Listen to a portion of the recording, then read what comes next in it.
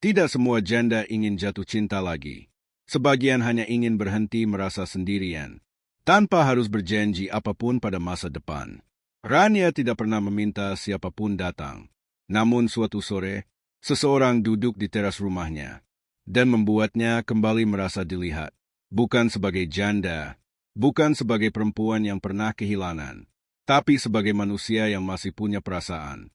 Dan sejak saat itu, Rania tahu hatinya tidak akan pernah sama lagi. Pagi selalu datang terlalu cepat bagi Rania. Ia membuka mata dengan napas yang berat, bukan karena lelah bekerja, melainkan karena pikirannya tak pernah benar-benar istirahat.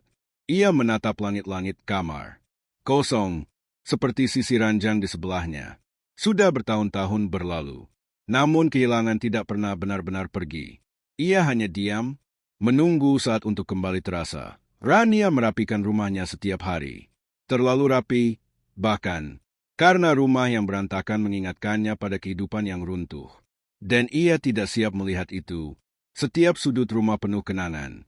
Namun ia belajar hidup berdampingan dengan semuanya. Tanpa mengusir, tanpa memeluk terlalu erat. Sore itu, Rania melihat seorang lelaki duduk di bangku tua depan rumahnya. Ia tidak mengetuk, tidak menyapa, hanya duduk.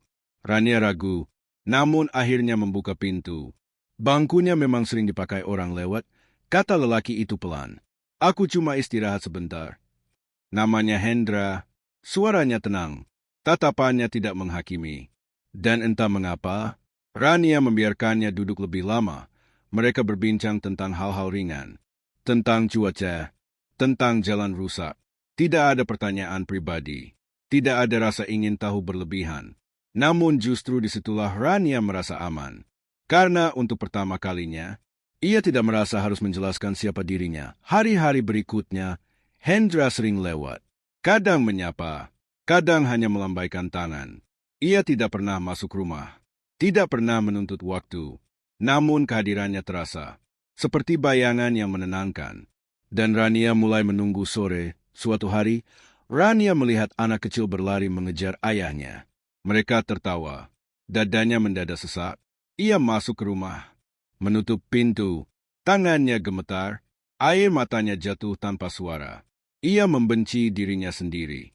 Karena masih bisa merasa iri, Hendra melihat pintu tertutup. Ia tidak mengetuk. Ia duduk di bangku, menunggu.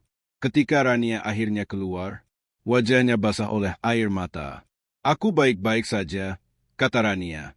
Hendra mengangguk. Aku tahu.